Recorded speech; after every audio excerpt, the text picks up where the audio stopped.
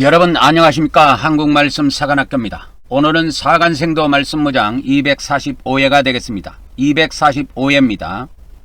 저는 하나님께서 이 마지막 때 말씀의 나트로 사용하시려고 창세전부터 예배해 놓은 자입니다. 선자 이름으로 선자를 영접하는 자는 선자의 상을 받을 것이요 의인의 이름으로 의인을 영접하는 자는 의인의 상을 받을 것이요 라고 주 예수님께서 말씀하셨습니다. 저의 연락처는 카톡 아이디 리키777이 되겠습니다. 이 말씀은 여러분의 기도와 후원으로 제작이 되고 있습니다. 그래서 제가 앞으로 목회를 은퇴하고 난 이후에도 제가 생을 마감하는 그날까지 인터넷 사역은 계속할 예정입니다. 많은 기도와 후원을 부탁드립니다. 작년에 2024년도지요. 작년에 2024년도에 총 제가 제 계좌로 입금된 총 후원금을 어저께 이렇게 계산을 다 해봤습니다. 해보니까 1181만원이 총 제 계좌로 들어왔습니다. 그동안에 2024년도에 후원해 주신 분들 참으로 감사드립니다. 그리고 2025년도는 5월달에 종합소득세를 그때 신고하게 되어 있는데요. 국세청에. 올해는 기간을 좀 잘 지켜서 그때 알려드리도록 하겠습니다. 내년 5월달에 2025년도는 내년 5월달에 알려드리도록 하고, 우선 작년에 후원하신 분들의 후원하신 분들과 후원 총 금액을 좀 알려드리도록 하겠습니다. 작년에 총 후원하신 분들이 여러 명 있는데 우리 김희순 성도님, 광주에 계신 사모님인데 총 30만원이 입금되었습니다. 감사드립니다. 그리고 두 번째로 박성천 성도님이 있는데 10만원 감사드립니다. 그리고 오재영 성도님이 세 번에 걸쳐서 33만원이 입금이 되었습니다. 감사를 드립니다. 그리고 장정숙 권사님 성도님이 작년 2024년도에 총 이렇게 보내주신 돈이 85만원입니다. 다시 한번 감사를 드립니다. 그리고 우리 강주에 계신 정동길 목사님 작년에 총 이렇게 보내주신 돈이 200만원입니다. 감사를 드립니다. 그리고 최계화 목사님이 총 이렇게 후원해 주신 돈이 40만원 감사를 드립니다. 그리고 우리 최정식 성도님이 60회에 걸쳐서 총 입금한 금액이 470만원입니다. 다시 한번 진심으로 감사를 드립니다. 그리고 인천에 있는 우리 한상률 성도님이 작년에 총 45회에 걸쳐서 356만원을 입금해 주셨습니다. 다시 한번 감사를 드립니다. 그렇게 해서 2024년도에 총 제 통장으로 입금된 금액이 1181만원이 되겠습니다. 다시 한번 모든 이렇게 후원해 주신 분들 모든 분들께 다시 한번 감사를 드리고, 이 사역이 지속대역으로 이루어져서 제가 죽고 난 이후에 사후에라도 우리 기독교가 하나님께서 주신 공의 언약을 반드시 되찾아와서 우리 기독교의 모든 교리가 성령대로 바로 서기를 진심으로 원하며 오늘 말씀을 이어가도록 하겠습니다. 우리 개신교의 구원론의 오류를 바로 잡으려면 76회가 되겠습니다. 성경을 통해서 만들어진 종교가 기독교입니다. 이 구약 성경만 가지고 만들어진 종교가 유대교예요. 유대교입니다. 그래서 이렇게 구약 성경만 가지고 만들어진 종교가 유대교입니다. 여러분, 이거는 유대교인데 여기에도 이제 이게 두 가지로 볼 수 있어요. 하나는 유대교, 그 다음에 하나는 이 구약 성경을 유대인들이 사용하는 구약 성경과 좀 다르기는 하지만 이슬람교도 구약 성경을 사용을 합니다. 그래서 이 구약 성경을 사용해서 만들어진 종교가 두 종교가 있다면 유대교고 이슬람 종교입니다. 근데 이거는 좀 다른 구약 성경이에요. 이렇게 이것은 새롭게 만들어진 구약 성경입니다. 새롭게 만들어진 구약 성경입니다. 그러면 이 신약 성경 있지요. 이 신약 성경을 기초로 해서 만들어진 종교가 기독교입니다. 여러분 잘 아시기 바랍니다. 신약 성경을 배경으로 해서 만들어진 종교가 기독교인데 이 기독교는 세 교회가 존재합니다. 정교회, 그 다음에 천주교회, 개신교회 이렇게 세 교회가 존재하는데 이 세 교회가 존재합니다. 세 교회가 이렇게 존재하는데 이 정교회는 초대교회 때부터 존재했다고 보면 돼요. 이 로마교회에서 이렇게 쭉 내려왔으니까 물론 천주교회도 초대교회 때부터 존재했다고 보면 됩니다. 로마교회로부터 쭉 로마교회가 정교하고 천주교로 분리가 됩니다. 이 천주교를 세계사에 보면은 서방교회라 그래요. 그 다음에 이 정교를 동방교회라고 합니다. 그래서 동로마하고 서로마가 있는데 이렇게 쉽게 말하자면 이 정교는 동로마 출신이라고 보면 되고 천주교는 서로마라고 보면 됩니다. 서로마에서 출생한 거라고 보면 돼요. 이래가지고 이것이 오늘날 전세계 천주교로 자리를 잡고 있습니다. 그래서 이 로마교회가 이렇게 오다가 로마가 분리가 돼요. 세계사에 보면 로마가 분리가 됩니다. 동로마하고 서로마로 분리가 되는데 그 동로마에 자리 잡은 교회가 정교고 서로마에 자리 잡은 이 로마 교회가 천주교입니다. 그래서 이 서로마 교회 이것을 보통 서방교회라 그래요. 서방교회라고 보통 부릅니다. 그리고 이거를 동방교회라고 부르고요. 그래서 동방교회 세계사에 보면 서방교회하고 동방교회가 언제 갈라지고 그 다음에 완전히 갈라진 것이 1054년인가 그렇습니다. 제가 지금 기억하기로는 완전히 동방교회하고 서방교회가 완전히 갈라서서 돌아선 것이 1054년인가 그예요. 그러니까 지금으로부터 1000년 전에 완전히 갈라졌습니다. 그리고 이 천주교에서 서방교회와 동방교회가 갈라지고 난 뒤에 500년 뒤에 개신교회가 탄생됐다고 보면 됩니다. 이 개신교회는 천주교로부터 나왔어요. 그래서 루터로부터 시작이 됐는데 루터가 천주교가 하는 짓을 보고 이게 열받아 가지고 뛰쳐나온 겁니다. 천주교를 박차고 나온 거예요. 그래서 이렇게 새롭게 만들어진 교회가 개신교입니다. 그래서 한 1517년부터 이렇게 잡으면 딱 500년 지났습니다. 근데 이제 이거 언약으로 보면은 하나님께서 주신 언약이 두 가지가 있다 그랬죠. 하나님의 백성에게 주신 언약이 은혜 언약과 공의 언약이 있는데 이 정교는 초대교회로부터 내려오기 때문에 은혜 언약과 공의 언약을 동시에 지금도 가지고 모든 것을 교리를 그렇게 만들었어요. 물론 천주교도 마찬가지입니다. 은혜 언약과 공의 언약을 다 이렇게 가지고 두 개를 다 가지고 천주교의 교리를 만든 거예요. 근데 개신교는 그렇지 않아요. 개신교는 천주교에서 나올 때 이 공의 언약을 버리고 은혜 언약만 가지고 교리를 만들었어요. 그래서 이 개신교는 이걸 버렸다 그 말이요. 이 공의 언약을 버린 겁니다. 이거 버리면 망해요.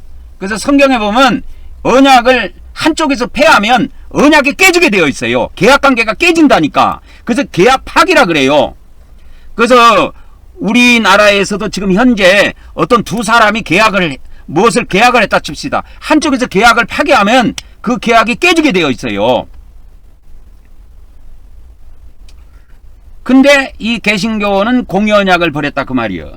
쉽게 말하자면 이 개신교 이 은혜 언약이 신약에서는 은혜 언약이 요한복음이고 공의 언약이 이 공간복음에 기록이 되어 있는데 이걸 합해서 사복음서라고 하는 건 알고 있죠. 사복음서라는 것은 일반 서신서하고 달라요. 이 사복음서는 언약서예요.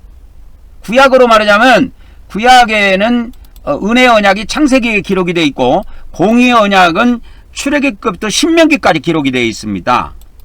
그래서 그것을 모세 오경이라 그러죠. 신약에서는 사복음서라 그러고 그래서 이 사복음서 안에 언약이 들어있고 구약은 언약이 모세 오경 안에 다 있어요.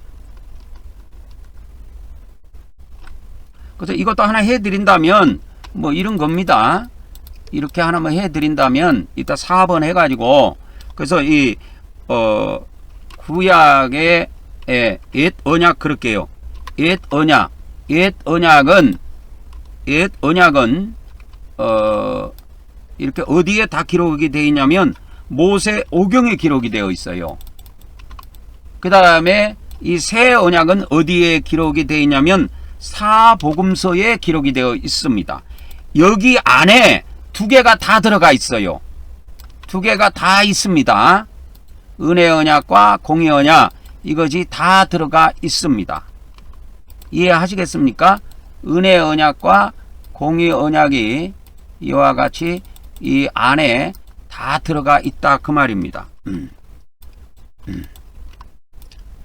그래서 이 신약도 마찬가지예요. 예, 신약이 이게 새 언약인데 이게 사복음서 안에 은혜 언약과 공의 언약이 들어가 있다고. 그래서 이것을 다시 말하면 이 새 언약이 사복음서에 있는데 이 예수님의 말씀이 어디에 다 있냐면 사복음서에 있다고. 그래서 이게 뭐가 있냐면 요한복음과 이게 공의 언약은 공간복음이에요. 이렇게 돼 있어요. 이거를 우리는 사복음서로만 알고 있죠. 사복음서는 언약서예요. 일반 서신하고 달라요. 그래서 그 언약이 이렇게 이루어진다는 것을 보여준 것이 요한계시록입니다. 그래서 요한계시록은 해답이 나와 있는 것이고 사복음서에서는 해답이 나와 있지 않아요. 언약만 나와 있어요. 그래서 마태복음 같은 데 보면은 천국에 관한 비유가 있어요. 천국에 관한 비유가 나오는데 그걸 한번 예를 들면 마태복음 13장 49절인가 46절인가 하여튼 거기를 한번 봐보도록 하겠습니다. 그렇게 한번 이거를 한번 봐보면 이렇게 나와요. 세상 끝에도 이러하리라. 천사들이 와서 의인 중에 악인을 갈라내요. 이렇게 나와요. 이것이 이제 그물 비유인데 이게 이제 그물 비유입니다. 그물 비유. 이게 이제 그물 비유라고 하는 것인데 이 천국 비유가 여러 가지 비유가 있어요. 여러 가지 비유가 있는데 이 천국 비유라는 비밀을 알아야 돼요, 여러분.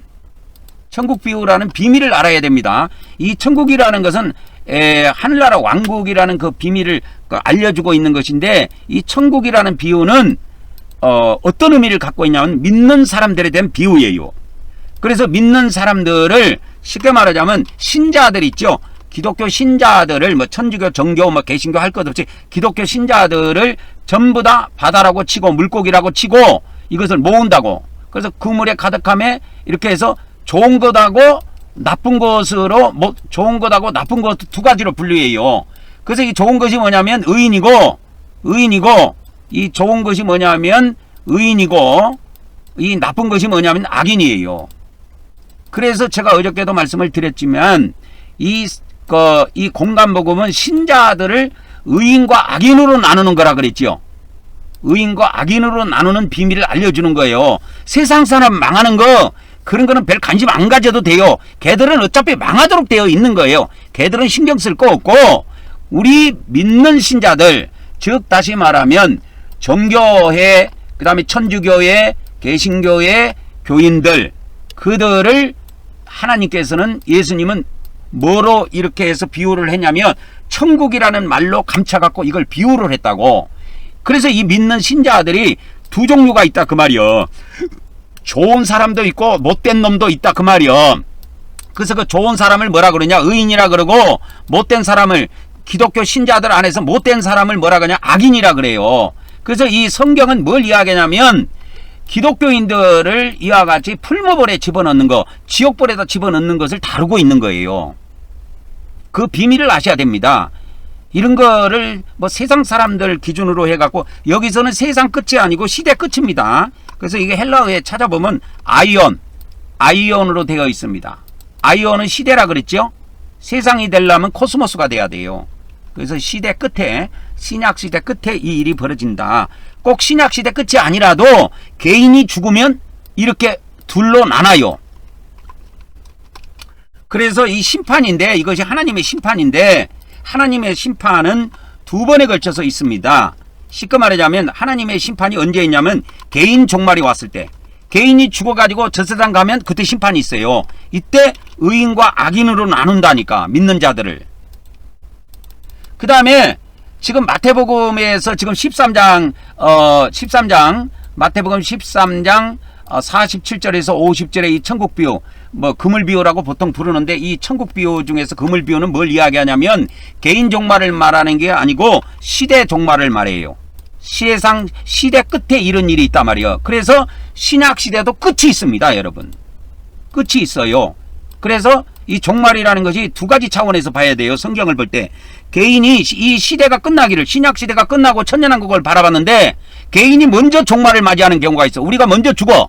그 시대를 못 채우고. 그래도 똑같은 심판을 받습니다. 저 세상 가면 그 믿은 사람들을 의인과 악인으로 분류를 한다니까. 그리고 우리가 만일에 살아있다가 시대 종말을 맞이하면 의인과 악인을 같이 분류를 해요. 믿는 사람들을. 그럼 안 믿는 사람들은 어떻게 되느냐? 안 믿는 사람들은 그 말할 것이 없다니까. 걔들은 다 그 악인으로 들어가요. 이거는 나중에 시대 종말이 올 때는 이 세상에 살아있는 그 세상 사람들까지 포함해갖고 심판을 같이 가기 때문에 그것이 요한계시록에 나옵니다. 그래서 이 악인의 심판 안에는 기독교인이 포함되고 세상의 모든 사람들이 다 여기에 포함이 됩니다. 그런 기본적인 틀을 알고 이 성경을 이렇게 그걸 해야 돼요.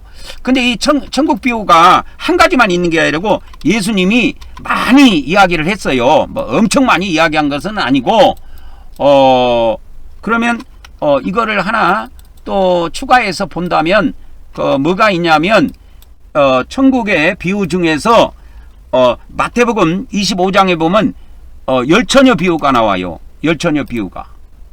근데 이 열처녀가 다 누구냐면 이 열처녀가 죽어서 열처녀가 믿는 사람들입니다. 이게 천국 비유이기 때문에 열처녀가 전부 다 믿는 사람이에요. 그래서 열처녀가 전부 다 믿는 사람인데 하나님께서는 이 두 차원으로 이거를 심판을 한다 그 말이요. 개인 종말이 오면은 개인이 이제 죽어서 저 세상 가면 하나님의 심판을 받아요. 그래서 믿는 사람이 의인과 악인으로 분류돼요. 그래갖고 천국과 지옥으로 갈라진다니까. 그리고 이것이 시대 종말이 오면 어떻게 되느냐? 아까 시대 끝에 이런 일이 온다 그랬잖아요. 그래서 이 열처녀 비유도 시대 끝에 우리가 시대 종말을 맞이했을 때 이거를 접목해서 해석을 할 수가 있습니다. 근데 이런 비유만 있는 게 아니에요.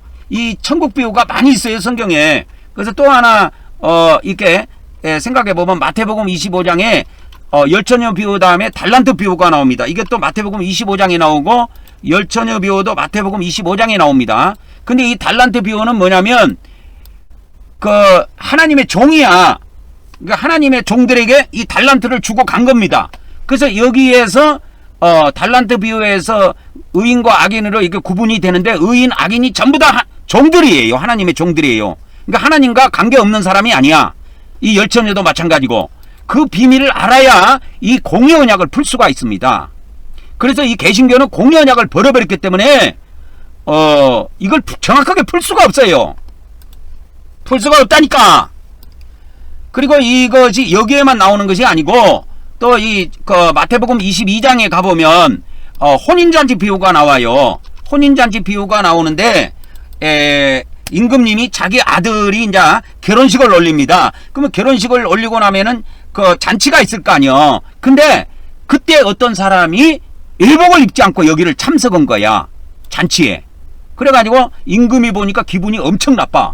아니 내 아들 임금 아들이 결혼했는데 저 어디 코딱지만한 것이 와가지고 말이야 더러운 옷을 입고 와가지고 이 잔치에 참여하냐. 야! 그래갖고 종들한테 야! 쟤 묶어가지고 저 밖에 던져버려. 해서 그 집 밖으로 던져버리는 겁니다. 거기가 어디냐? 그래서 이 혼인잔치 비유에서 나타난 의인 악인도 다 믿는 사람이에요. 그래서 이런 것을 풀 때 이 두 가지 측면에서 우리가 다 풀 수 있습니다. 개인 종말을 맞이했을 때 개인이 죽어서 영원히 저 세상 가갖고 하나님의 심판을 받고 의인으로 하나님께서 판결을 내리면 그는 천국에 들어가고 악인으로 낙인이 찍히면 지옥에 던져져요. 이건 시대 종말에도 똑같습니다, 여러분. 그래서 이 비밀을 알아야 돼요. 그래서 예수님이 이 마태복음 15장에 보면은 마태복음 15장이 아니라 13장에 보면 천국 비유가 많이 나옵니다. 여러 가지 천국 비유가 나와요. 그래서 뭐 곡식과 가라지 비유, 여기서 곡식과 가라지 비유 한번 해볼까요? 그래서 곡식과 가라지 비유가 나오는데 이것을 두 가지 측면으로 풀 수 있다니까. 개인 종말을 맞이했을 때 개인이 죽어서 저 세상 가서 받는 심판. 그래서 천국 지옥으로 나눠진단 말이요. 그리고 시대 종말이 와가지고 한 시대가 끝나고 이제 요한계시록의 심판이 이루어지는 건 시대 종말을 나타내는 거예요. 그래서 여기는 예수님 재림과 맞물려 있습니다. 시대 종말은. 그래서 이건 전면적인 심판이에요. 그래서 여기에도 핵심은 뭐냐면 의인과 악인으로 나누는 거예요. 요한계시록도. 그래서 이 시대 종말에 대한 것을 다루고 있는 것이 뭐냐면 이거지 전부 다 시대 종말을 다루고 있는 것이 뭐냐면 전부 다 요한계시록에 대한 이야기다 이렇게 보면 됩니다. 근데 시대 종말을 풀려면 요한계시록과 함께 풀어야 돼요. 그 다음에 이제 천국 비유 6번째 보면은 마태복음 13장 31절 32절에 있는 건데 이 겨자씨 비유도 이렇게 두 측면으로 풀면 돼요. 믿는 사람들이 개인 종말을 맞이했을 때 의인과 악인으로 분리가 된다. 그 다음에 믿는 사람들이 시대 종말을 맞이했을 때도 역시 의인과 악인으로 분리된다. 이 축을 계속 가져가면 됩니다. 그 다음에 마태복음 13장 33절에 보면 누룩 비유가 나와요. 그래서 이 누룩 비유에서도 이렇게 개인 종말을 맞이했을 때 의인과 악인으로 분리가 되고 시대 종말을 맞이해도 믿는 사람들이 의인과 악인으로 분리된다는 그 비밀을 가지고 이 두 축을 가지고 이걸 풀면 됩니다. 그래서 아직 시대 종말은 신약 시대 종말이 오지 않았기 때문에 이제 시대 종말이 오게 되면 예수님이 심판을 이 세상을 심판을 하고 그리스도 왕국이 들어서기 때문에 신약 시대가 종지부를 찍고 이제 천년 시대로 넘어가지만 아직은 그 시대가 아니기 때문에 개인 종말에다가 초점을 맞춰서 이렇게 하면 됩니다. 그래서 이 천국의 비유의 비밀은 하나님의 심판의 비밀이 다 담겨 있어요. 그래서 심판의 핵심이 뭐냐면 이 천국이라는 개념을 알아야 됩니다. 이 천국이라는 것은 어떤 개념을 갖고 있냐면 믿는 사람들에 대한 심판이다 이렇게 보면 돼요. 그래서 기독교인들에 대한 심판이다 이렇게 간단하게 정리하면 돼요. 그래서 기독교인들을 의인과 악인으로 나눈다 이렇게 보면 되는 거예요. 그 다음에 마태복음 13장 44절에 가보면 감추인 보화 비유가 나오는데 이 감추인 보화 비유에 대한 것도 이 축으로 풀면 됩니다. 그래서 의인과 우리 믿는 사람들을 기독교인들을 의인과 악인으로 나누는 걸로. 그래서 여기에 비유들은 짧고 짧지요. 누룩 비유도 한 절이고 그 다음에 감추인 보화 비유도 한 절이고 짧고 짧은데 이런 짧은 내용들을 가지고 어떻게 할 것이냐. 그런 것들이 이 기본적인 틀을 가지고 가면 굉장하게 깊이 있게 해석을 할 수가 있습니다. 그리고 9번째로 보면 값진 진주 비유가 나와요. 마태복음 13장 45절 46절에 이게 나오는데 이 값진 진주 비유도 어떤 비유냐. 우리 하나님께서 믿는 사람들을 가치가 있는 사람들은 그 상인이 이 진주를 사가고 나머지 진주는 버리는 겁니다.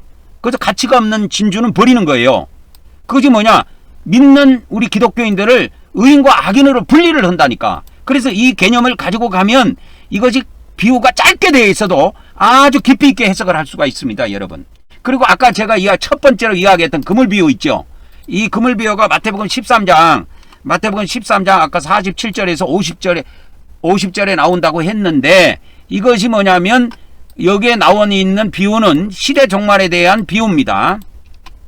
그래서 이 시대 종말에 대한 비유인데 이거를 아까도 말씀을 드렸지만 천국은 마치 해갖고 천국을 이렇게 딱 비유로 해 주시는 것은 이건 신자들에 대한 개념이 신자들에 대한 심판이에요.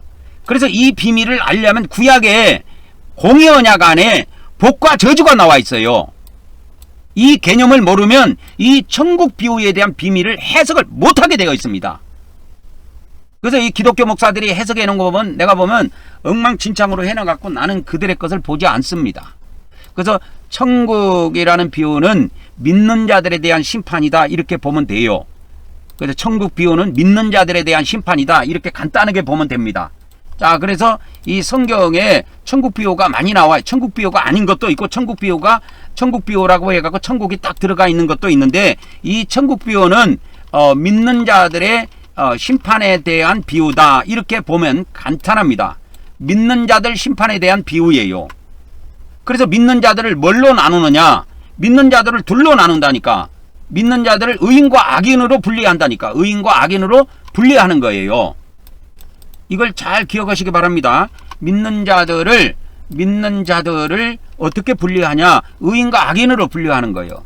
그래서 이 기본적인 축을 가지고 있어야 이 마태복음에 나와 있는 이 천국의 비유에 대한 비밀을 풀 수가 있습니다. 그렇지 않으면 그 비유 해석은 다 틀려요. 그래서 이 열처녀 비유 같은 거 보면은 열처녀가 다 믿는 자란 말이에요. 열처녀가 쉽게 말하자면 열처녀가 다 믿는 자라니까 등불을 준비했든 등불을 준비하지 않았든 다 믿는 사람을 이야기해요. 그래서 믿는 사람을 의인과 악인으로 분류해갖고 나는 너희들을 도저히 모르겠다 해갖고 믿는 자들이 버림받는 사람이 있고 그 문 안으로 들어간 사람이 있고 그래요. 이 열처녀 비유에도 보면. 그러니까 이런 측으로 해석하면 답이 다 똑같게 이렇게 의인과 악인이란 이 두 축으로 나옵니다. 그래서 이런 비밀을 알려면 그래서 천국의 비유를 해석을 하려면 천국의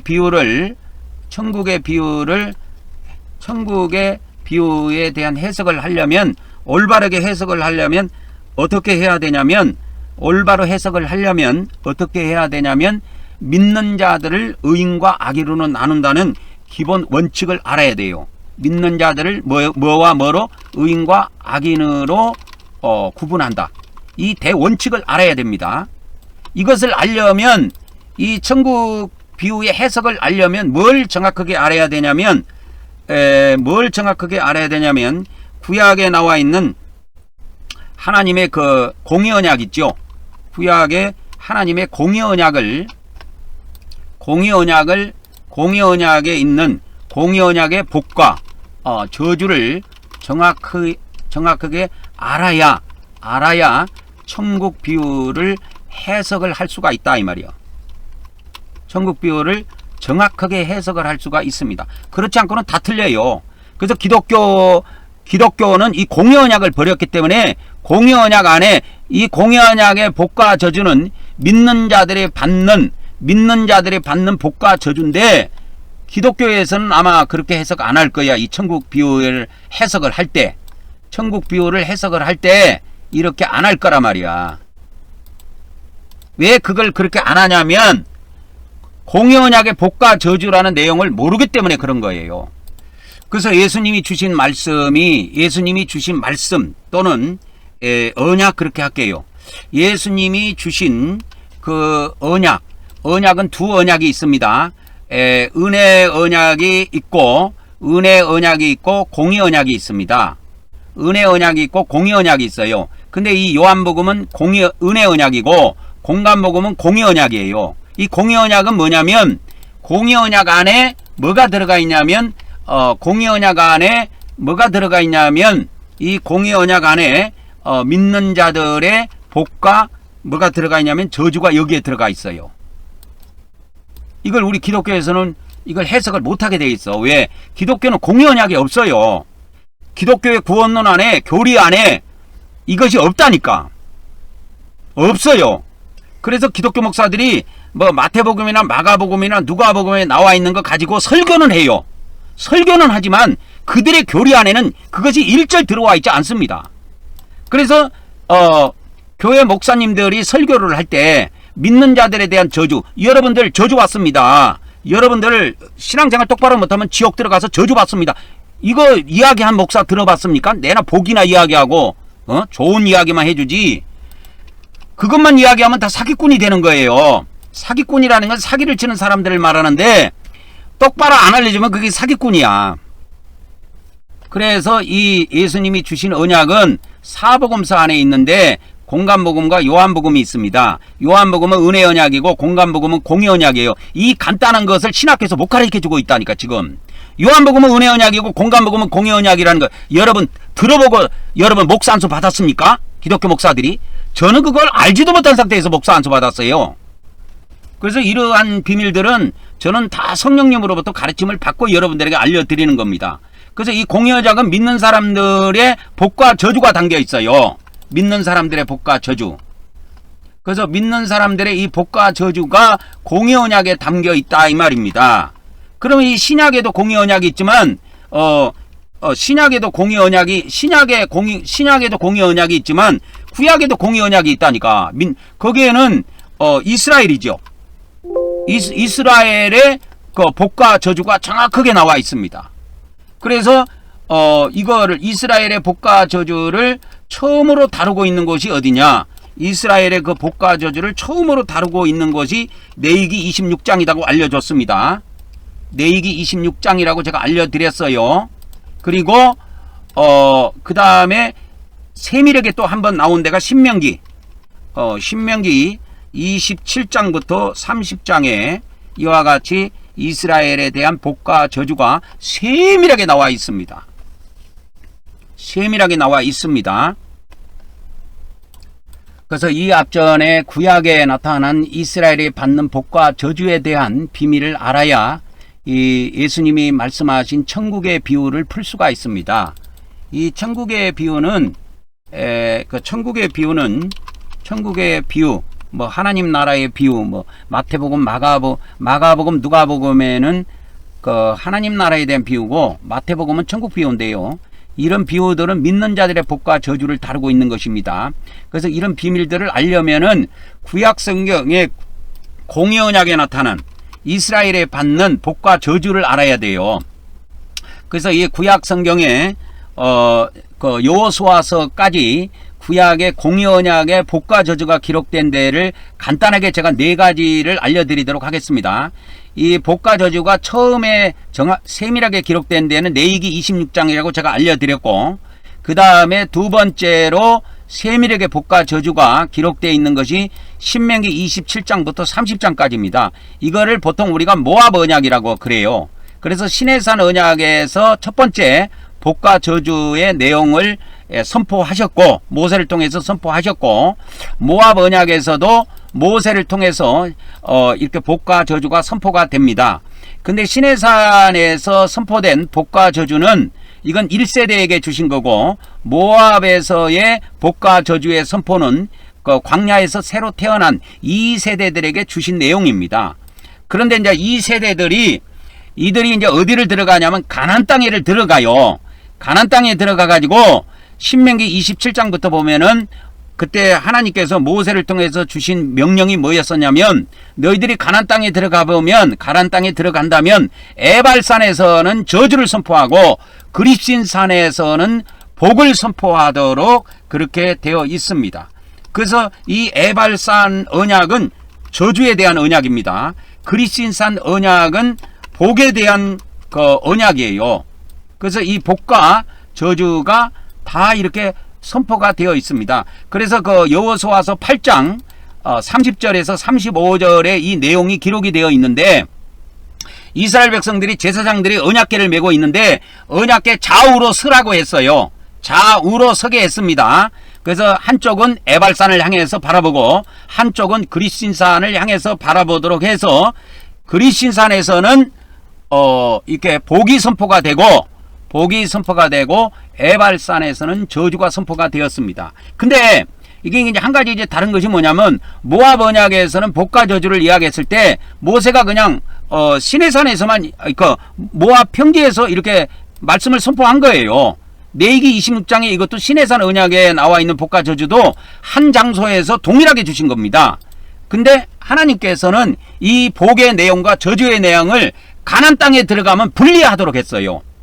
여기에 여러분 비밀이 있습니다. 여러분, 이 가나안 땅에 들어가서는 이게 복과 저주를 뭐 하느냐면 분리해가지고 선포하도록 그렇게 하셨다니까. 이게 비밀이 있어요. 그래서 이 가나안 땅은 천국의 모형인데, 우리 기독교인들이 천국에를 들어가면 복의 장소가 따로 있고 저주를 받는 장소가 분리가 됩니다. 여러분, 저주의 장소가 분리가 돼요. 그래서 하나님께서 저주는 에발산에서 그리신산에서는 복을 선포하게 하셨다는 것을 알아야 합니다. 그래서 이 여호수아서 8장 30절에서 35절에 여기에 있는 그 내용들을 이렇게 이게 다 공의 언약입니다. 다 공의 언약이지만 이게 시내산 언약, 모압 언약, 이게 장소를 중심으로 제가 다 붙여놓은 언약인데, 이 여호수아서 8장에 있는 이 언약은 그러면 무슨 언약으로 붙일 것이냐 했을 때, 언약이 이름이 둘로 갈라져요. 여기서부터는 에발산 언약, 그리신산 언약 이렇게 불러야 됩니다. 이게 산을 중심으로 붙인다면, 그냥 성격으로 붙인다면 공의 언약 하나지만은 공의언약 하나로 이렇게 붙일 수가 있는데, 공의언약이 이제 가나안 땅에 들어가서는 복과 저주로 분리 선포된다는 것을 아셔야 됩니다. 그래서 이 가나안은 천국의 모형인데, 천국에 가면 복의 장소와 저주의 장소가 분리된다는 걸 아셔야 돼요. 그래서 이 저주의 장소가 뭐냐? 지옥이고 복의 장소가 천국이에요. 그래서 이 에발산이 그러면 어디에 있느냐? 그리신산이 어디 있느냐 하면은 이스라엘 땅에 가면 세겜이 있습니다. 세겜이라고 하는 데를 들어봤을 거예요. 세겜 그 꼴짜기를 중심으로 해갖고 북쪽은 세겜 이 꼴짜기로 보면 됩니다. 세겜 꼴짜기를 중심으로 해갖고 북쪽은 에발산. 그러니까 북한을 생각하면 돼요. 그래서 북한은 저주받았다. 그 다음에 남쪽 그림신산 이 남한 땅은 축복받았다. 이렇게 생각하면 외우기가 쉬워요. 그래서 북한 사람들은 지금 못 살잖아요. 북쪽은. 왜 그러냐? 저주받아서 그런 거예요. 거기가 무슨 산이 있느냐? 에발산이 있어요. 그 그리신산은 어디 있느냐면 남쪽에 있습니다. 세겜 골짜기 남쪽에 있어요. 그래서 제사장들이 쉽게 말하자면 세겜 땅에서 쉽게 말하자면 딱 이렇게 서가지고 이렇게 언약궤를 메고 딱 서 있으면 백성이 양쪽으로 갈라져요. 그러니까 북쪽과 남쪽으로 갈라진다면 보면 되는 거예요. 그래서 이 북쪽으로 선 백성들은 에발산을 향해서 보고, 남쪽에 있는 백성들은 남쪽을 향해서 보면은 그게 그리신산이 보이는 거예요. 그러면 그리신산에서 축복을 선포하고 에발산에서는 저주를 선포하는 겁니다. 그래서 이것이 모압 언약에서는 복과 저주가 모압에서 한 장소에서 그냥 선포가 되고, 시내산에서도 복과 저주가 한 장소에서 선포가 되는데, 이것이 가나안 땅에 들어가서는 복을 선포하는 장소와 저주를 선포하는 장소가 분리가 됩니다. 여러분, 여기에는 깊은 영적인 비밀이 숨어 있어요. 그래서 천국은 복의 장소가 있고, 하늘에 가보면 복의 장소가 있고 저주의 장소가 분리가 되어 있습니다. 여러분, 이걸 잘 아시기 바랍니다. 이것은 복과 저주가 분리가 되어 있는데, 그래서 하늘나라에 우리가 죽어서 하늘나라에 가면 그 복의 장소가 어디냐? 이 복의 장소가 천국이에요. 그러면 저주의 장소가 어디냐? 여기가 지옥이라니까. 여기가 지옥. 그래서 지옥과 천국은 분리가 되어 있습니다. 여러분, 분리가 되어 있어요. 그러니까 이 지옥과 천국은 다 하나님이 통치하는 지역이에요. 예? 천국과 지옥은 다 하나님의 통치 지역이라는 것을 아셔야 됩니다. 통치 영역이에요. 영역. 지역이라기보다는 하나님께서 통치하시는 영역이다. 이렇게 보면 됩니다. 그래서 에발산 언약과 그리신산 언약으로 이게 분리가 돼요. 가나안 땅에서는. 그래서 에발산은 북쪽에 있는 것이고, 그리신산은 그 세겜 남쪽에 있는 것인데, 이와 같이 남쪽과 북쪽으로 나눠져 가지고 축복과 저주가 한 장소에서 선포되는 것이 아니고 분리되어서 선포됩니다. 가나안 땅에서는. 여기에는 깊은 영적인 비밀이 숨어 있어요. 그래서 하나님의 백성들이 저 세상 하늘에 가면은 복을 받는 장소에 들어가는 백성이 있고, 저주를 받는 장소에 들어가는 백성이 있어요. 이것이 복과 저주라니까. 그래서 이 천국 지역이라는 건 하나님의 통치 영역이고, 이 천국 지역은 쉽게 말하자면 하나님의 백성들이 들어가는 장소예요. 천국 지역은. 그래서 기독교에서 이야기하는 대로 천국은 불신자가 들어가고, 지옥은 불신자가 들어가고 천국은 예수님 믿는 사람이 들어간다는 것은 다 엉터리 해석입니다. 그건 성경에 그렇게 돼 있지 않아요. 그래서 구약의 이 공의언약을 정확하게 이해할 때만이 이 천국과 지옥에 대한 비밀을 정확하게 이해할 수가 있습니다. 그러니까 이걸 이야기해줘도 믿는 사람들이 별로 없어. 그래서 제가 오늘 2024년도에 이렇게 2024년도에 후원하신 후원자님들의 이렇게 그것을 공개해 드렸는데, 다시 한번 감사를 드립니다. 몇 명 되지 않지만 여러분들 때문에 제가 이 사역을 계속 할 수가 있는 겁니다. 몇 명 후원하신 분들이 몇 명 안 되지만 이 사역에 제가 용기를 내고 계속 할 수 있는 것은 여러분들의 기도와 후원 때문에 이걸 할 수가 있는 거예요. 그래서 보통 일반 교회 목사들은 이렇게 교회에서 사례비를 받기 때문에 후원금 그런 거 안 받습니다. 근데 저는 교회에서 사례비 같은 거 안 받아요. 안 받고 이게 여러분들의 후원으로 사역을 하는 겁니다. 그 왜 이렇게 후원금을 받느냐? 그래서 이 사역을 제가 계속하기 위해서 하는 거예요. 이 사역을 계속 여러분들의 후원과 기도가 있을 때 저도 용기를 내고 이 사역을 계속 할 수가 있는 겁니다. 사람은 뭘 하다가요 낙심하게 되면 못하게 돼요. 뭐 이 세상 살아봐서 다 알겠지만은 못하게 되어 있습니다. 그래서 몇 명 안 되는 분이지만 여러분들의 기도와 후원이 있기 때문에 이 사역을 계속 할 수가 있는 겁니다. 그래서 저는 여러분들을 위해서 그래서 하루도 빼놓지 않고 여러분의 이름과 여러분의 가족과 친척들을 위해서 저는 매일 기도합니다. 왜? 고마워서 하는 거예요. 그래서 이제 이 가로 네 번째 가보면 이제 구약의 공의 언약의 복과 저주가 여호수아서까지 보면은 복과 저주가 마지막으로 나온 데가 여호수아서 마지막 장에 나옵니다. 여호수아가 이제 죽기 전에요. 이 세겜에서 하는 겁니다. 세겜이라는 건 아까 제가 알려드렸지요. 에발산과 그리신산이 있는 그 사이가 세겜 골짜기예요. 세겜 땅입니다. 그래서 거기에서 이스라엘 백성들을 모아놓고 마지막으로 복과 저주에 대한 것을 이야기하고 여호수아가 생을 마감을 하는 것으로 여호수아 24장이 마무리가 됩니다. 그러면 이제 지금부터는 역사적으로 나타난 역사서에 나타난 복과 저주를 보도록 하겠습니다. 구약의 역사서라고 하면은 보통 신명기서 모세오경 다음에 여호수아서부터 그 역사서에 들어갑니다.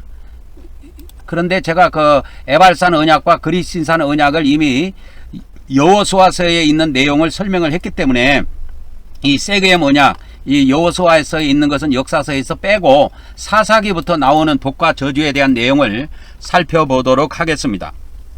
그래서 이스라엘 백성들이 이제 왕정시대에 들어가기 전에 사사시대를 걸치게 되는데 한 몇백 년 정도 이 사사시대가 진행이 됩니다. 근데 언약에는 불순종하면 저주를 받는다고 되어 있죠. 그 다음에 이스라엘이 회개하면 하나님께서 구원자인 사사들을 보내가지고 이스라엘을 이와 같이 회복시켜 줍니다. 그래서 이 저주, 그 다음에 회개하면 다시 구원자를 보내서 회복시켜주는 이러한 패턴으로 사사기 전체가 이렇게 되어 있는데 사사기에 이것이 7번 반복되는 걸로 제가 지금 기억을 하고 있습니다. 그래서 사사기는 이스라엘의 이 저주와 회복이 7번 반복되는 것이 기록되어 있다 이렇게 보면 됩니다. 그 다음에 그 사사기 다음에 그래서 이 사사기는 신명기서의 모압 평지에서 모압 언약에서 약속한 복과 저주의 약속이 역사적으로 실현이 되었다. 역사적인 사건으로 구현이 된 그러한 내용이다 이렇게 알고 있으면 아주 사사기의 내용이 간단하게 정리가 됩니다. 그러면 사사기 다음에 사무엘상이 나오는데 사무엘상 12장에 보면 사무엘 선지자가 고별 그러니까 마지막으로 말씀을 선포하는 대목이 나오는데 언약에 너희들이 순종하면 복을 받고 불순종하면 저주를 받는다는 내용을 선포를 합니다. 그래서 사무엘상 12장 25절에 보면 그래서 다시 보면은 사무엘상 12장 15절에 보면 너희가 만일 여호와의 목소리를 듣지 아니하고 여호와의 명령을 거역하면 조건입니다. 다 공의 언약은 다 조건이에요. 뭐뭐뭐뭐 하면 여호와의 손이 너희의 조상을 치신 것 같이 너희를 치실 것이라 해갖고 저주가 선포되어 있습니다. 이와 같이 이게 사무엘 선지자가 마지막으로 이와 같이 선포한 말씀이 되겠습니다. 자, 그러면 세 번째 열왕기상하에 나타난 복과 저주의 내용을 보도록 하겠습니다. 이 열왕기상은 열왕기상과 열왕기하는 열왕이죠.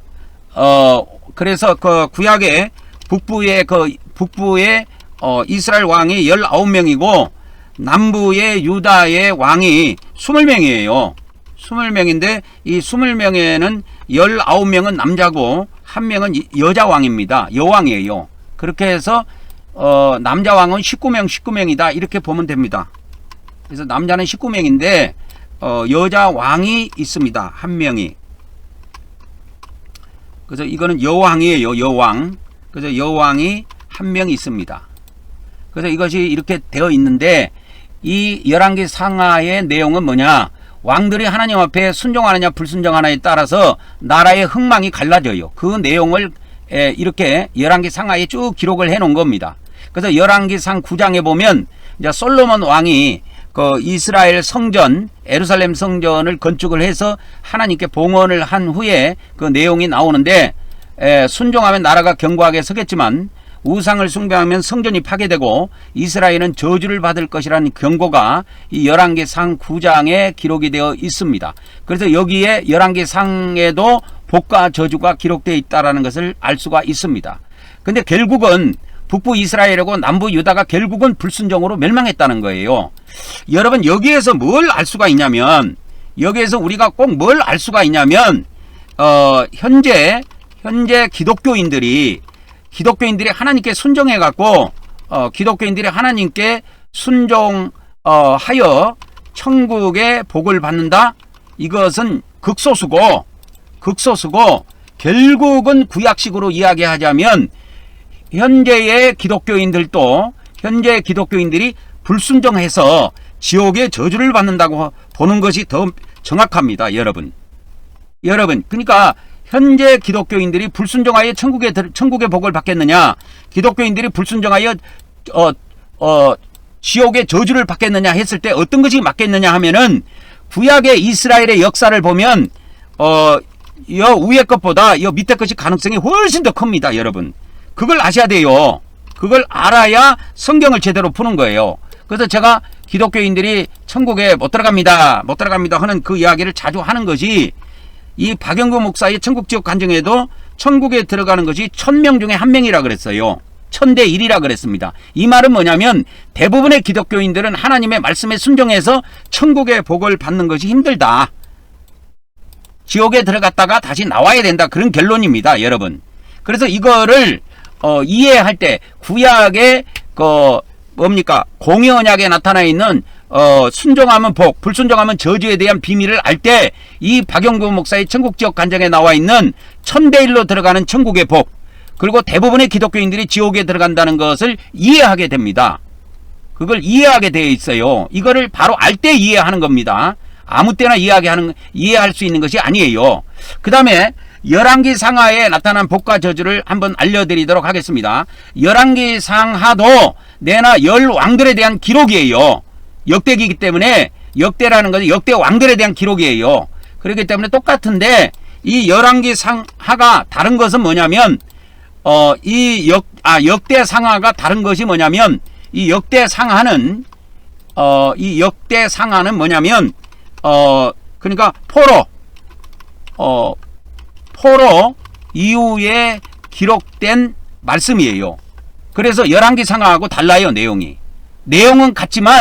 내용은 같은데 시기가 다릅니다. 말씀을 기록한 시기가 달라요. 그래서 이 열왕기상하의 최고 첫 번째 열왕기상에 보면은, 역대상 1장에 보면은 아담부터 이렇게 쭉 나와요. 아담부터 이렇게 쭉 나오고, 그 다음에 노아, 셈, 함, 야벳 이렇게 나오고, 그 다음에 야완, 이렇게 구스 이렇게 쭉 나오고 쭉 나오다가 뭐가 나오느냐, 아브라함은 조상들이요. 이제 28절부터 아브라함의 자손은 이삭과 이스마엘이라 해가지고, 그 이스라엘이 아브라함의 후손인데 아브라함의 이전 족보, 아담 이전부터 전부 다 알려줍니다.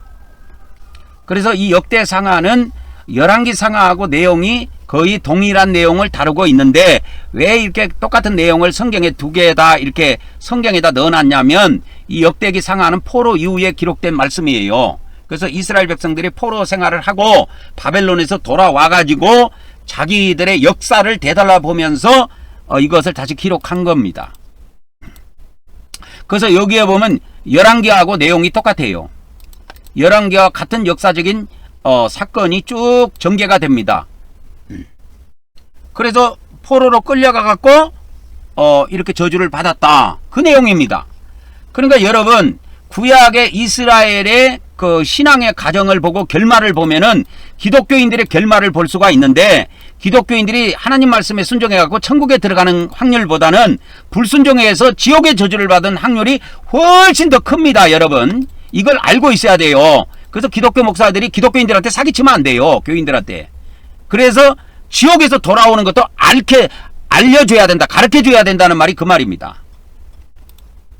그래서 열왕기상하에도 이렇게 복과 저주가 나와 있는데, 열왕기상은 이와 같이 포로 포로에서 돌아온 이후에 기록된 것이다. 내용은 열왕기 상하하고 같은 내용이다. 그러나 회개할 때마다 회복의 기회를 주시는 하나님의 자비가 강조가 되어 있습니다. 여기에는 그것이 조금 차이가 있어요. 열왕기 상하하고 역대 상하가 조금 차이가 있는 것은 뭐냐면 이와 같이 포로에서 자기들이 돌아왔잖아요. 그러니까 하나님께서는 이와 같이 회복을 우리에게 자비를 베풀어 주시고 우리에게 은혜를 베풀어 주신다. 이것이 강조가 되어 있다 이 말이요. 그래서 여기에서 가장 중요한 게 회개입니다. 그래서 기독교 목사들은 교인들을 회개시켜야 된다니까. 목사들의 사명은 교인들을 회개시키는 거예요. 교인들을 회개시키는 사명이에요, 여러분. 회개 못 시키면 끝나는 겁니다. 그 다음에 이제 역대기 상하를 이제 지나가고 나면 시편 잠언이 나오는데 시가서가 나오죠.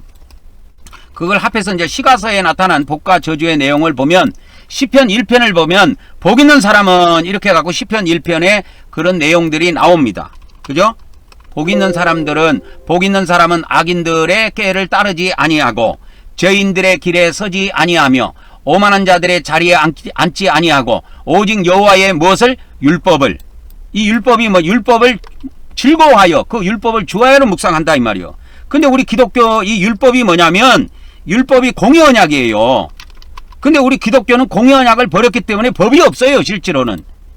그는 시냇가에 심은 나무가 철을 따라 열매를 맺으며 그 잎사귀가 마르지 않은 같으니 그가 하는 모든 일이 다 형통하리로다. 이것은 형통은 무엇을 나타내냐면 복을 받는다 그 말이요. 그러나 악인들은 여기서 악인들이라고 하는 것은 뭐냐면 이스라엘 백성들이 둘로 나뉘는 거예요. 의인과 악인으로 나뉘는 겁니다. 이 악인이라고 하는 것은 여기에 시편 1편에 나와 있는 이 악인이라고 하는 것은 이방인을 말하는 게 아니에요. 그래서 공의 언약에서 의인과 악인이라고 하는 것은 이스라엘 백성, 하나님의 백성을 나타내는 겁니다. 악인들은 그렇지 않으며 오직 바람에 나는 겨와 같도다. 그러므로 악인들은 심판에 견디지 못하며 그래서 기독교인들은 이 악인들을 불신자로 본단 말이야. 근데 그렇게 보면 안 돼요. 그렇게 보면은 성경하고 맞지가 않아. 왜 그러면 그렇게 기독교는 해석을 하느냐면 기독교는 은혜 언약을 버렸기 때문에 그런다니까. 공의 언약을 버렸기 때문에 믿는 사람들의 복도 받을 수 있고 저주도 받을 수 있다라는 것을 기독교에서 설교를 안 해줘. 악인들은 심판을 견디지 못하며 죄인들의 의인의 모임에 들지 못하리로다. 무릇 의인들의 길은 여호와께서 인정하시나 악인들의 길은 망하리로다. 그래서 여기서 나타내는 이 악인과 의인이 누구냐 이 말이요.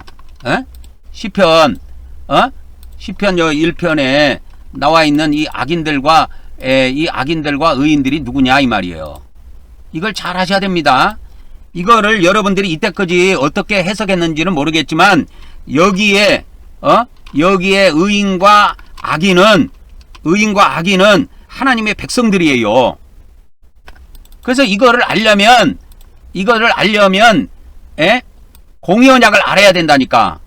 그래서 의인과 악인이라고 하는 것은 공의 언약의 의인과 악인이라는 건 모두 다 하나님의 백성을 말하는 겁니다. 그래서 아까 내가 그물 비유에서도 말씀해 드렸지만 그 천국 비유에서 마태복음 13장 그물 비유가 나오잖아요. 그물 비유. 그 그물 비유에 아까 내가 마지막에 아까 처음에 말씀을 드렸을 때 그물 비유 이것이 어디에 나오냐면 그물 비유가 이게 어디에 나오냐면 이것이 마태복음 13장 47절에서 50절에 나옵니다. 그걸 한번 가서 한번 보겠습니다. 다시. 그럼 아까 우리가 처음에 봤던 내용이 뭐냐면 천국은 이라고 천국 비유예요. 이 그물 비유가. 그러면 마치 바다에 치고 각종 물고기를 모으는 그물과 같다. 그물에 가득하며 물고기를 끌어내고 앉아서 좋은 것은 그릇에 담고 못된 것은 버리느니라. 세상 끝에도 시대 끝에도 이렇게 한다 그랬죠. 세상 끝이 아니고 시대 끝입니다. 천사들이 와서 의인들 중에 악인을 갈라내어 풀무불에 던져 넣으리니 거기서 울며 이를 갈미 있으리라. 그럼 이 의인과 악인이 누구냐? 이게 천국이라고 그랬으니까 이 천국은 믿는 자들을 이야기한단 말이야. 믿는 자들의 세계를 이야기하는 거예요. 그래서 믿는 자들을 어떻게 해요? 천국은 믿는 자들의 세계인데 천국의 세계는 믿는 자들의 세계예요. 믿는 자들의 세계에서 믿는 자들을 의인과 악인으로 분리한다 이 말이요. 그래서 다 버림받는 겁니다. 그러면 이 의인과 악인이 어떻게 분리가 되느냐? 그래서 분리될 때 두 가지가 있다고 그랬죠. 그죠? 그래서 이와 같이 개인 종말이 있을 때가 하나가 있고, 개인 종말이 있을 때 믿는 자들이 의인 악인으로 분리가 됩니다. 믿는 자들이 의인과 악인으로 분리가 돼요. 의인 악인으로 분리가 됩니다. 믿는 자들이. 시대 종말에도 마찬가지예요. 이 시대 종말에도 믿는 자들이 의인과 악인으로 분리돼요. 근데 시대 종말은 한 시대를 완전히 마감하고 이 세상을 끝장내고 그리스도 왕국으로 들어가기 때문에 이 시대 종말에는 요한계시록에 보면 이 악인의 세상 사람도 포함이 됩니다. 그러나 이 개인 종말과 이 시대 종말을 잘 구분을 해서 봐야 됩니다. 그래서 이 마태복음에 나와 있는 이 천국의 비유 같은 것, 공간복음에 나와 있는 이 각종 예수님의 비유들을 알려면 구약의 공의언약을 알아야 돼요. 공의언약 안에 의인과 악인으로 이렇게 나눈다니까. 그러니까 여러분들이 시편 1편을 이때까지 봤을 것인데, 시편 1편은 뭘 나타내는 것이냐면 우리 믿는 사람들을 하나님께서 믿는 사람들을 의인과 악인으로 나눈다. 그러면 의인은 누구냐? 하나님의 율법을 즐거워하는 사람이야. 근데 하나님의 율법을 싫어하는 사람들은 이 율법이라는 단어만 써도 굉장히 싫어해요. 그래서 시편을 다른 각도에서 봐야 된다. 악인이라는 건 불신자를 말하는 게 아닙니다. 시편 1편에서 의인이든 악인이든 전부 다 믿는 사람들을 말하는 거예요. 잠언서에도 마찬가지예요. 이 잠언서도 누가 보느냐? 기독교인들이 본다 그 말이요. 그러면 지혜와 순종은 이 잠언서를 총 정리해 보면 지혜와 하나님의 말씀에 순종하는 생명과 순종을 하게 되면 생명과 복을 받게 되고, 악은 멸망과 저주를 가져온다고 정리를 할 수가 있어요. 이렇게 간단합니다. 그것이 잠언서의 전체 내용의 핵심이라고 보면 됩니다. 그러니까 잠언서의 핵심은 복과 저주예요. 그리고 생명과 뭐예요? 생명과 멸망, 생명과 사망, 그거에 대해서 알려주고 있다고. 그래서 이 생명과 사망을 알려주고 있고 복과 저주를 알려주고 있는 것이 뭐냐? 이 생명과 사망, 그 다음에 복과 저주를 알려주고 있는 것이 뭐냐? 신명기서에 나오잖아요. 신명기 27장부터 30장까지 내용이에요. 이것이 뭐냐? 공의 언약의 핵심이다 그 말이요. 신명기 27장부터 37장의 내용이며 또 공의 언약의 이게 핵심입니다. 그만 이제 선지서를 보고 오늘 말씀을 마치도록 하겠습니다. 선지서를 보면 포로 전, 포로 중간, 포로로 있는 상태, 포로 후에 선지자들과 다 합해가지고 이렇게 그 선지서에 나타나 있는 복과 저주를 살펴보면 이렇게 되어 있습니다. 선지자들의 메시지는 대부분 언약의 저주에 대한 경고예요. 그리고 꼭 들어가는 것이 회복의 약속입니다. 여기서 회복이라고 하는 것은 귀환을 나타낸다고 그랬죠. 귀환. 반드시 이 가나안 땅으로 귀환시킨다는 거예요. 그래서 복의 약속으로 구성이 되어 있습니다. 선지서의 대부분 것은 전부 다 간단해요. 언약에 대한 너희들이 하나님의 말씀에 불순종하면 저주를 받는다는 경고가 예언서의 대부분 내용이고, 그러나 너희가 저주를 받아도 하나님께서는 그 이방 땅에다가 팽개쳐 둬버리는 것이 아니고 반드시 가나안 땅으로 귀환시킨다는 내용이 포함이 되어 있어요. 이게 레위기 26장에도 나온다고 그랬죠. 그러면 왜 가나안 땅으로 귀환시키느냐? 그건 은혜 언약 때문에 그런다 그랬죠. 그래서 이사야서의 내용을 보면 불순종하면 심판을 받는다. 즉 저주에 대한 내용입니다. 그러나 하나님께서는 남은 자를 통해서 반드시 복을 베푸신다. 회복, 귀환을 시키신다 그 말이요. 가나안 땅으로. 그래서 에레미야 11장에도 보면은 너희 조상들이 순종하지 아니함으로 저주가 임했다고 그렇게 기록하고 있습니다. 그 다음에 에레미야 31장에도 보면 에레미야 31장에 이제 새 언약이 나오는데, 새 언약에 대한, 이건 신약에 대한 약속입니다. 신약에 대한 약속입니다. 신약에 대한 약속. 신약에 대한 약속이고, 우리가 지금 우리가 신약 시대에 살고 있다 이 말이요. 우리는 구약 시대에 살고 있는 사람들이 아니에요. 그 다음에 에스겔서 36장 37장 이 두 장에도 보면 하나님께서 심판을 하신 이후에 반드시 귀환을 시키겠다고 하는 이와 같이 그거 회복에 대한 약속이 되어 있습니다. 귀환. 이 귀환이 반드시 약속되어 있습니다. 그 다음에 학개, 스가랴, 말라기 이 구약의 마지막 선지자 세 권인데요. 포로 귀환 후에도 뭐에 대한 것이 경고되어 있냐면 이 학개스가라 말라기는 포로를 이제 포로 생활에서 바벨론에서 포로 생활하다가 가나안 땅으로 귀환한 후에 주신 말씀이에요. 그때도 주신 말씀이 언약에 대한 순종을 하면 복이 오고 불순종하면 저주가 따른다는 내용을 경고하고 있습니다. 그래서 오늘은 구약 성경을 전체에다 이렇게 복과 저주로 내용을 총정리해 봤습니다. 이것이 뭐냐면 구약의 그 뭡니까? 공의언약의 복과 저주예요. 이 복과 저주는 누가 받느냐면 하나님의 백성들이 받는다니까. 하나님의 백성들이 받는 겁니다. 복과 저주의 대상은. 그래서 이거를 다시 가져와 보면 신약으로 가져와 보면 신약에 예수님이 주신 공의언약이 공간복음이에요. 공간복음의 복과 저주는 하나님의 백성에 대한 저주예요. 그래서 여기에 보면은 천국의 비유가 많이 나오는데 기독교 목사들이 이 천국 비유를 해석을 할 때 천국 비유에 대한 해석을 할 때 조심해야 될 것이 뭐냐면 이때 복을 받는 대상과 저주를 받는 대상이 누구냐? 하나님의 백성이다 그 말이요. 거기다 핵심을 둬야 돼요. 기독교인은 복을 받고 저기 예수님 안 믿는 사람은 저주를 받고 그렇게 해석하지 말라 이 말이요. 그렇게 하는 거는 다 돌팔이들이 해석하는 거예요. 그래서 그렇게 해석하지 말라. 그래서 이 신약의 천국 비유에 대한 해석도 정확하게 하려면 구약의 공의언약과 공의언약에 나타난 복과 저주를 정확하게 알 때 이 천국 비유도 정확하게 해석할 수 있다 이 말입니다. 오늘은 여기까지 하고 내일 다시 뵙도록 하겠습니다. 지구상에 시간이 당장 끝나는 것이 아니니까 또 내일 또 시간이 있습니다. 내일 뵙도록 하겠습니다.